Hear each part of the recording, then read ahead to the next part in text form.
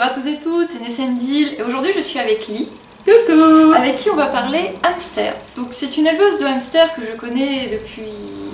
On en a déjà parlé, on va pas revenir là-dessus. Voilà. Et donc je lui ai demandé de ramener quelques hamsters, parce qu'on devait se voir aujourd'hui, pour vous montrer un petit peu tout ça, poser des questions, parler un petit peu de ces animaux. Donc là elle a un hamster de Campbell dans la main. Elle nous a ramené quelques hamsters. Donc là ils sont pas dans leur cage, on va pas vous montrer la cage et l'habitat. C'est vraiment les animaux qu'on va vous montrer et je lui ai posé quelques questions. Si vous voulez en savoir vraiment plus au niveau de l'habitat, des choses beaucoup plus particulières, elle a une chaîne que je vais mettre sous la vidéo, où là vous allez avoir énormément de vidéos explicatives beaucoup plus poussées. Là on va parler plutôt calmement, cool, de façon générale de ces petites bêtes, avec Sansa. Si elle mange le hamster, ces petites bêtes qui ne sont pas grosses. C'est pas gros le hamster. Je vois pas de quoi vous parlez. Elle est un peu rond. Donc ça c'est du hamster de Campbell. Ça c'est du hamster de Campbell. Donc ça vous voyez c'est une boîte de transport, hein. Ce n'est pas du tout la cage, ils ne vivent pas du tout dans cet habitat là. On commence vraiment par l'espèce la plus... C'est important, on parle pas de race de hamster, on parle d'espèce de hamster, c'est aussi différent qu'un chien et un chat entre les différentes espèces, donc ça j'y tiens vraiment.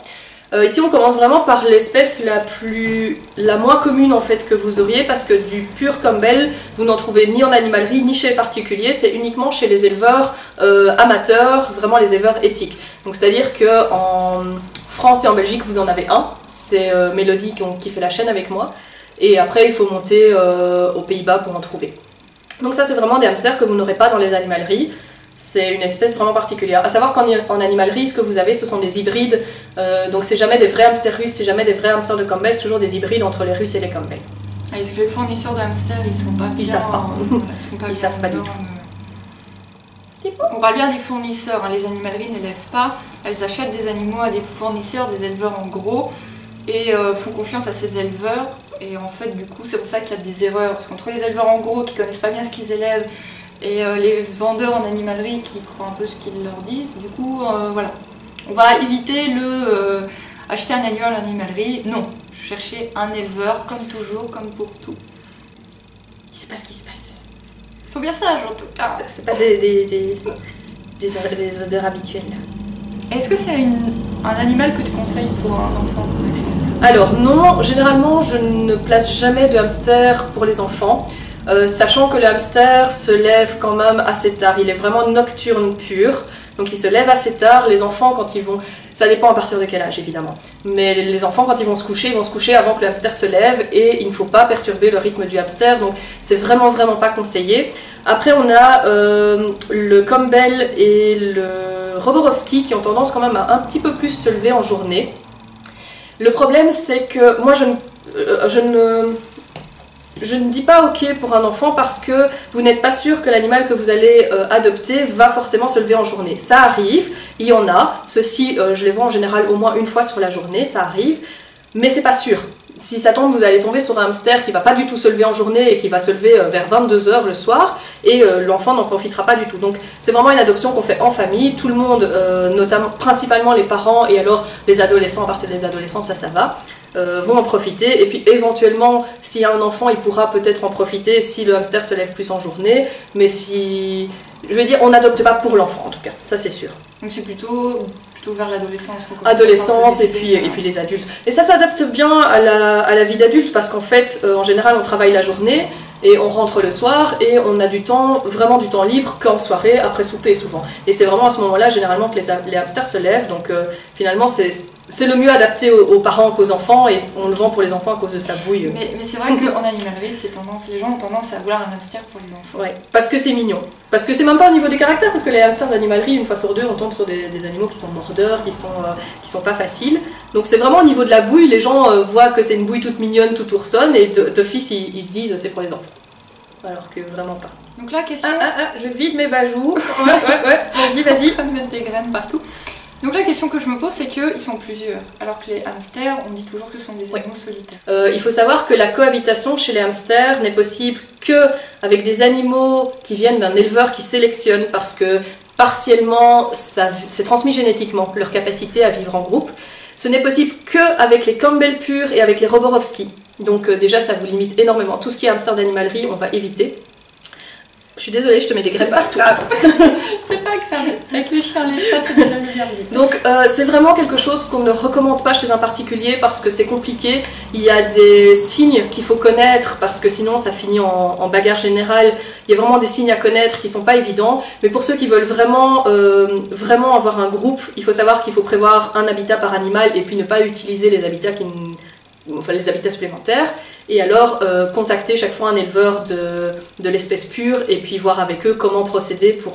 En général, c'est les éleveurs qui font les groupes dès le départ, et puis nous on adopte un groupe. Okay. Mais donc, toujours sachant qu'on peut séparer à n'importe quel moment. Okay. Moi j'ai une boîte à côté qui est prête. Et, au cas où d'un coup ça ne va plus. Quoi. Et uniquement le Campbell et le Rogorovski d'éleveur. Voilà. Ok.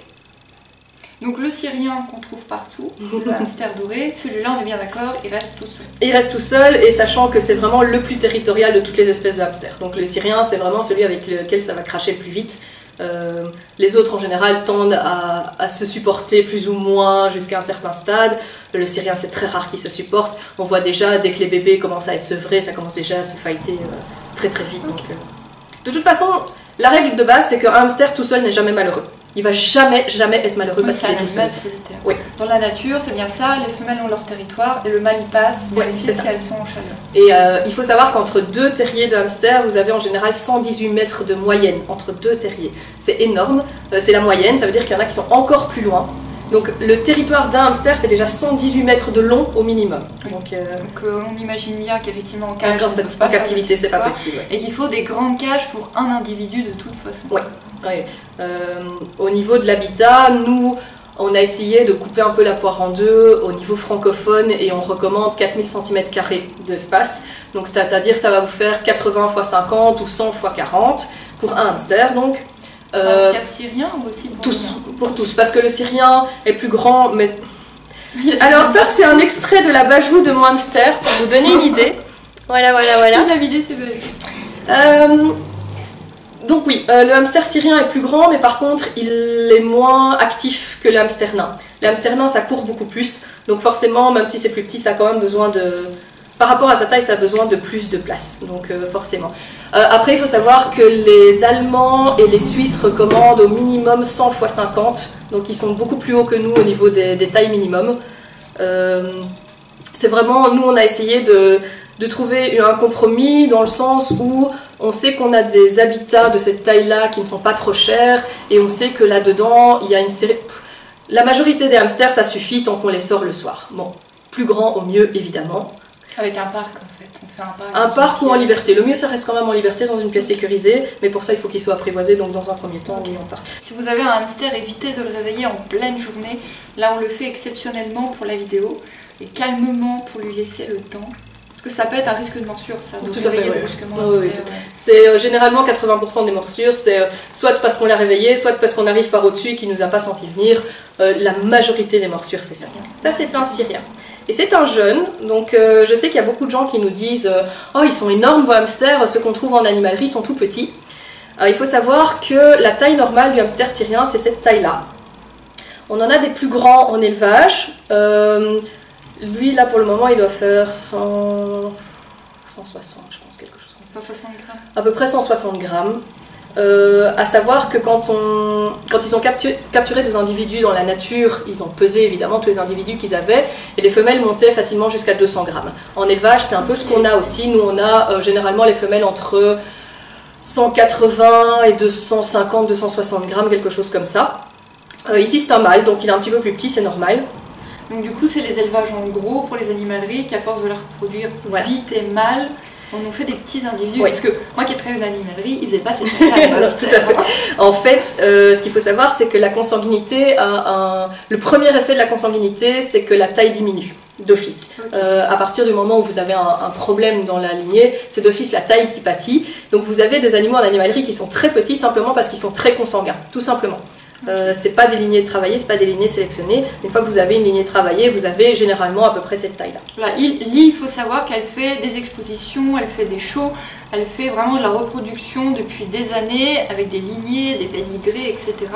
Tout est très très recherché, tout est très suivi, tu connais bien les parents, les grands-parents. Donc c'est de la sélection. C'est pas ce qu'on trouve en animalerie. C'est pas de la reproduction. Il faut faire vraiment la différence entre reproduire et élever. C'est vraiment deux choses différentes. Quand on élève, on a tout un projet derrière et le but premier quand on élève, c'est d'améliorer l'espèce. Donc ça veut dire que les bébés que vous allez avoir doivent être meilleurs que les parents, sinon ça sert à rien. Sinon vous allez tirer l'espèce vers le bas et finalement c'est ce que font les animaleries, non, les grossistes, c'est ce qu'ils font, c'est qu'ils tirent l'espèce vers le bas. Comme vous voyez, la différence maintenant elle est flagrante parce que le hamster a eu vraiment un gain de popularité ici ces dernières années. Quand moi j'ai commencé, ils étaient quand même assez grands en animalerie, ils n'étaient pas aussi mal typés. Et maintenant, il y a eu de la popularité, donc on a vu qu'ils ont été reproduits en masse. Et du coup, maintenant, ils ne ressemblent plus à rien. Je suis désolée, ils sont mignons, vos hamsters d'animalerie, c'est pas ça, mais ça ne ressemble plus à ce à quoi devrait ressembler un hamster, en fait. Donc voilà, conseil, si vous voulez un hamster, cherchez plutôt un éleveur dans les petites annonces, sur les sites internet, etc. Plutôt que... Et privilégier les refuges aussi, parce qu'il y en a quand même pas mal en refuge, donc il ne faut pas hésiter. Et surtout quand c'est de petits refuges, généralement, c'est des familles d'accueil. Les familles d'accueil s'occupent aussi de les sociabiliser et de connaître un peu leur caractère, donc n'hésitez pas. On nous pose énormément la question de savoir c'est quoi la race la plus gentille, parce que les gens utilisent encore race. C'est quoi la race la plus gentille, qu'est-ce que je dois adopter? Et il y a une seule réponse. Vous adoptez en fonction du caractère et pas en fonction de l'espèce. C'est aussi simple que ça. Vous regardez, si vous préférez par exemple adopter en refuge, vous contactez, vous demandez, vous dites voilà, moi je veux un hamster qui est plutôt câlin, moi je veux un hamster qui est plutôt aventureux, moi voilà, j'ai envie de faire de l'agility avec lui, ce genre de choses. Mais on peut faire de l'agility. Lui fait de l'agility avec ça. Et vous contactez et vous adoptez au caractère surtout et pas au physique ou à l'espèce, parce que même au sein d'une même espèce, vous avez des caractères super différents. C'est un peu comme si on vous disait mais moi je veux adopter un chat. Oui, mais des chats, il y a tous les caractères. On ne peut pas faire de généralité et de vous dire oui, il y a quelques trucs, effectivement, le Roborovski, vous allez le voir, c'est beaucoup plus vif, même s'il y en a qui sont très calmes. De base, c'est beaucoup plus vif. Mais en dehors de ça, on ne peut pas vous dire il y a une espèce plus câline que l'autre. Non, c'est vraiment dépendant d'un individu à l'autre. Donc ça va vraiment être le refuge ou l'éleveur sur sa portée qui va savoir aiguiller la personne sur ce qui lui convient le mieux. Voilà. L'avantage du hamster syrien, c'est que c'est quand même plus facile à manipuler quand on a des plus jeunes qui vivent dans la maison. Okay. Ça se lève plus tard, ça n'a vraiment pas de phase d'activité en journée, mais par contre, c'est vrai que pour manipuler, c'est quand même plus facile qu'un hamster nain qui a tendance à glisser plus vite des mains. Et pour les... si on a des enfants à la maison, c'est peut-être quand même mieux d'aller sur cette espèce-là. Mais ça reste plus facile. Après, l'avantage, c'est que le hamster russe, il ne bouge pas dans les mains. Okay. Donc, moi je suis un peu entre les deux quand il y a des enfants dans la maison, c'est soit un syrien, mais alors sachant que l'enfant ne le verra peut-être pas du tout parce que ça a tendance à se lever tard, soit effectivement le hamster russe qui a tendance à vraiment rester très tranquille dans les mains. Le vrai hamster russe, hein, donc pas vos hybrides d'animalerie. On va le montrer. Hop. Et ça c'est le hamster patate. Alors ça se plante dans les champs, ça pousse en été, c'est super pratique et ça se mange. Il bouge pas. Ah oui, mais ça n'a rien à voir avec le hamster russe d'animalerie, parce qu'en animalerie il grouille de partout. Ça c'est du vrai hamster russe sélectionné. Donc là on est sûr, on a les pédigrés, on est sûr que la lignée est pure, il n'y a pas de Campbell dedans, il n'y a pas d'hybride dedans, il n'y a pas d'hybridation, c'est vraiment un pur russe. Il est speed, hein. Voilà. Ah et effectivement quand on voit ça on se dit ouais, ça peut aller pour la famille quoi. Oui. À part qu'il est petit, donc il faut faire attention à la manipulation pour c'est vraiment avec les tout jeunes qui ont tendance à pas savoir leur force. Oui, c'est un peu plus compliqué, mais sinon vraiment, pour moi ça reste vraiment un très chouette. Les vrais hamsters russes d'élevage, ça reste vraiment très chouette pour les enfants, sachant qu'ils se lèvent quand même plus tôt que le hamster syrien. Okay. Généralement le hamster russe, c'est une généralité, donc vous avez toujours des exceptions, mais c'est plus 19-20 heures que le syrien, ça va plus être 22 heures, minuit, 1 heure. Okay. Ça c'est la même couleur. Donc surtout jamais les mettre ensemble, ils parlent pas du tout la même langue, ils se comprendraient pas, ils se mettraient sur la tronche. Hein. Ça c'est la même couleur. Donc nous on ne fait pas une baston. Ça c'est ça c'est la version du même gène en fait sur le Campbell et sur le russe. Donc comme vous voyez c'est vraiment très différent. Rien qu'au niveau de la couleur on a déjà une grosse différence. Sachant que lui là il est en train d'éclaircir parce qu'il prend son pelage d'hiver. Donc le russe mue, les hybrides aussi, mais le Campbell jamais. Le Campbell ne devient jamais blanc. J'aime bien les Campbell. Il y a des super couleurs en plus. Ouais. Et c'est le problème, c'est pour ça qu'on a eu de l'hybridation, en plus du fait que les gens ne connaissaient pas au niveau des grossistes. On a eu de l'hybridation simplement parce qu'il y a énormément de mutations en Campbell qu'il n'y a pas en russe. D'accord, donc et du coup, ils ont utilisé le Campbell pour faire plus de mutations en russe, au détriment de tout le reste de la santé, du physique, du caractère. Parce que bon, le Campbell est sujet au diabète, ça veut dire que tous les hybrides sont sujets au diabète. Donc c'est donc vraiment... ils ont vraiment fait au détriment de la santé. Oui, oui, c'était juste pour l'aspect couleur, ils étaient contents d'avoir de la couleur. Et donc tu as amené également un Roborowski, c'est ça? Oui. Mais là c'est totalement... Là on est vraiment sur l'espèce qui convient pas pour les débutants, je dirais. Ouais. Qui convient pas du tout pour les enfants. Pas du tout, du tout. Et donc pas en premier hamster. Pas en premier hamster. C'est des hamsters qui sont très chouettes à observer, qu'il faut quand même manipuler parce qu'il faut quand même toujours vérifier que le hamster est en bonne santé, etc. Et c'est quand même... Plus vous manipulez l'animal, moins il stresse quand vous êtes là, quand vous êtes autour, quand vous faites des choses. Donc c'est quand même une nécessité. En fait. C'est une nécessité de manipuler. Par contre, en premier hamster, c'est très compliqué et ça demande quand même une dextérité, une habitude au niveau de la manipulation du hamster que tout le monde n'a pas. Il y a des gens qui s'en sortent bien même en premier hamster, mais c'est une question d'habitude. D'accord. Donc là, je le redis, c'est une boîte de transport. C'est une espèce qui vit généralement en terrarium ou en grand aquarium. Là, c'est juste la boîte de transport pour vous. De toute façon, les dimensions que j'ai données pour la cage, ça marche pour toutes les espèces, et pour toutes les espèces pareil. Donc c'est vraiment minimum 80 sur 50 ou 40 sur 100. Bon, ça, c'est un Roborowski d'élevage, donc il est beaucoup plus cool que les Roborowski qu'on a en animalerie et qui sont très speed. À savoir que lui attend quand même que je mette ma deuxième main devant avant de sauter. Il saute pas dans le vide comme les lemmings. L'animalerie ont tendance à faire ça. Et j'en avais eu un qui continuait à courir même quand il se prenait des murs en pleine face. Hein. Donc on sent le problème génétique derrière. Il avance vraiment le jeu lemming.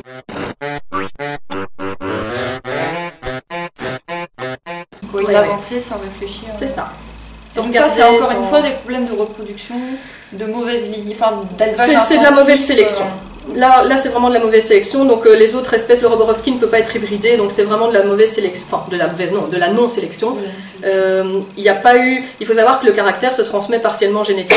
Excusez-moi. Il faut savoir que le caractère se transmet partiellement génétiquement. Donc si vous avez des lignées où aucun animal n'a été manipulé depuis X générations, et ils vont devenir de plus en plus...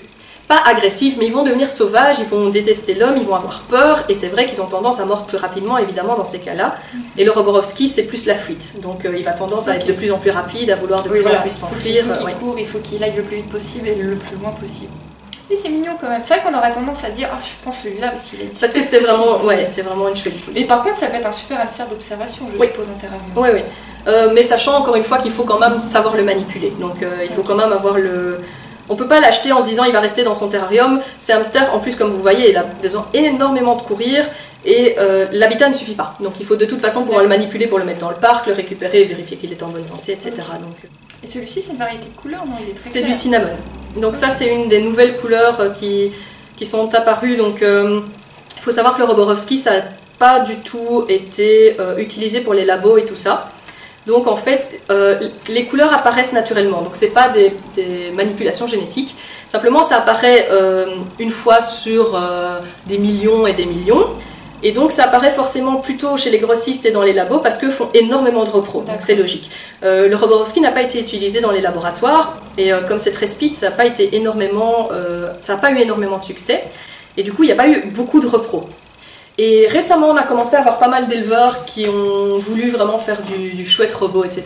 Donc il y a eu plus de repros et on a commencé, là on a deux couleurs. Donc le cinnamon, ça fait une dizaine d'années, je pense, qu'il est apparu. Donc c'est très récent. Pour une couleur de hamster, 10 ans, c'est vraiment très récent. Et alors on a du bleu qui est apparu ici récemment, ça fait 2-3 ans, je pense, quelque chose comme ça. Donc sachant que le bleu pour le moment, pour le reproduire, c'est vraiment une catastrophe parce que c'est trop récent, en fait, c'est pas stable, c'est très difficile. Et on a un peu plus de marquages aussi qui apparaissent. Mais c'est vraiment le début. C'est vraiment le début. Il y a le Syrien qui est en train de se dire j'en ai marre de ma boîte de transport. Lui, une fois qu'il est réveillé, par contre... C'est bon, on l'a bien réveillé là. Ouais. C'est bien, on a présenté tout le monde. Montrez ton cul. Ton cul. Ah, je suis plein de copeaux. Ah. Donc copeaux de chanvre, hein. Je précise bien évidemment c'est du chanvre hein, là qu'il y a dans toutes les boîtes pour éviter des problèmes de poussière etc. qu'on a avec le copeau de bois. En fait c'est surtout les phénols le problème avec le copeau. C'est les copeaux de résineux qui posent problème, sachant que chez nous tous les copeaux où c'est pas précisé c'est du résineux. Et si vous voulez avec la sève qu'il y a dans le résineux, quand il y a de l'urine dessus, ça dégage des phénols. Donc ce sont des gaz qui sont nocifs pour pas mal de trucs, notamment les voies respiratoires. Si vous aimez la texture des copeaux de bois, en Allemagne ils vendent des copeaux de bois non résineux, donc ils vendent du bolo du bouleau en copeaux de bois. Le lin est sympa, mais il est moins absorbant et le problème c'est qu'il se tasse très fort. Donc nous on conseille toujours, le hamster est un fouisseur, donc il aime bien de creuser, de faire des galeries. Donc on conseille toujours minimum 15 cm d'épaisseur en hauteur. Okay. Sachant que 15 cm de lin, on met 15 cm, le lendemain il en reste 10 parce que ça se tasse. Donc on est reparti pour un demi-paquet. Donc plutôt le chanvre, si le chanvre ne présente pas si voilà. Et sinon, oui, je pense, ici j'étais en train de voir avec mon animalerie, je crois que les copeaux non résineux vont commencer à se commercialiser parce qu'il y a beaucoup de gens qui sont contre les copeaux de résineux et du coup ils commencent à avoir de la demande et forcément du coup ils s'adaptent un petit peu. C'est chez Maxiso qu'elle m'a dit que probablement ils en auraient dans l'avenir, elle m'a pas dit quand, mais... donc ils vont avoir des copeaux de bouleau et ça c'est très bon. Pour ceux qui sont, je sais pas si tu as des Canadiens sur ta chaîne. J'ai un peu de tout. Au Canada, normalement, vous avez pas mal de copeaux non résineux, donc il suffit de regarder un petit peu au niveau des paquets, que ce soit pas du cèdre et pas du pin, et à ce moment-là, il n'y a pas de souci, vous pouvez prendre. Mais voilà, il y a pas mal de choses que vous pouvez trouver en animalerie, simplement, il faut se prendre les infos avant, et puis aller spécifiquement demander ce que vous avez besoin, quoi, tout simplement. Mais il y a pas mal de choses. À part l'alimentation, c'est plus compliqué. Donc la légende le hamster, ça vit dans une petite cage dans la chambre d'enfant parce que c'est une peluche, c'est faux. Ok, nous sommes d'accord. Voilà. Et ben voilà, merci beaucoup à toi d'avoir ramené tout ce petit monde et de nous avoir expliqué tout ça. Je pense que les gens vont être contents. Et donc si vous voulez en savoir plus, comme elle a dit, elle a une chaîne, je vous mets ça sous la vidéo et vous pouvez aller voir tout ça. Sansa est avec nous, Sansa la curieuse, Sansa qui regardait tous les petits hamsters parce que c'était trop rigolo, hein. Et moi je vous dis à bientôt, à la prochaine, bye bye tout le monde. Ciao ciao. Bye. Time flies, close your eyes, imagine you could see everybody else's dream, what a comfort it would be. All along, standing strong, the way it ought to be. But you can never walk alone on your way to being free.